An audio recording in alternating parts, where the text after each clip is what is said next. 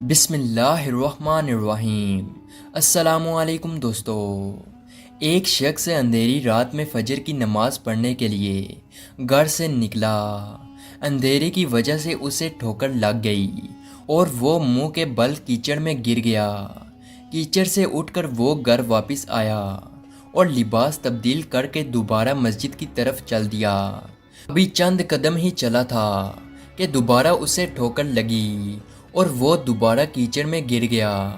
کیچڑ سے اٹھ کر وہ پھر دوبارہ اپنے گھر گیا، لباس تبدیل کیا اور مسجد جانے کے لیے دوبارہ گھر سے نکلا۔ جیسے ہی وہ اپنے گھر سے نکلا تو اس کے دروازے پر اسے ایک شخص ملا جو اپنے ہاتھ میں روشن چراغ تھامے ہوئے تھا۔ چراغ والا شخص چپ چاپ نمازی کے آگے مسجد کی طرف چل رہا تھا۔ اس مرتبہ چراغ کی روشنی میں نمازی کو مسجد پہنچنے میں کسی دشواری کا سامنا نہیں کرنا پڑا۔ وہ خیریت سے مسجد پہنچ گیا۔ مسجد کے دروازے پر پہنچ کر چراغ والا شخص رک گیا۔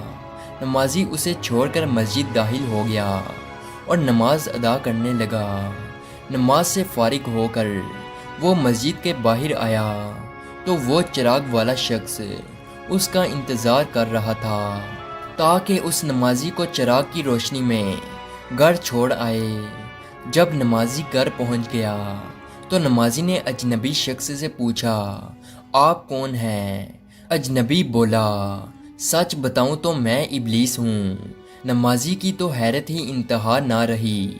اس اجنبی کی یہ بات سن کر نمازی سوچنے لگا، ابلیس شیطان کیسے مجھے مسجد تک چھوڑ سکتا ہے؟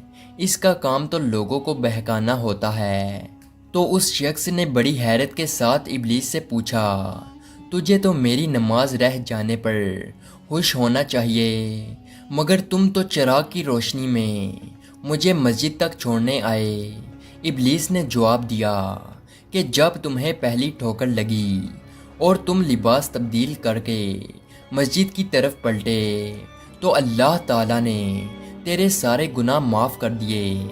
جب تمہیں دوسری ٹھوکر لگی تو اللہ تعالیٰ نے تمہارے پورے خاندان کو بخش دیا، جس پر مجھے فکر ہوئی کہ اگر اب تمہیں ٹھوکر لگی تو اللہ تعالیٰ کہیں تمہارے اس عمل کی بدولت تمہارے سارے گاؤں کی مغفرت نہ فرما دے۔ اس لیے میں چراغ لے کر آیا ہوں کہ تم بغیر گرے مسجد تک پہنچ جاؤ۔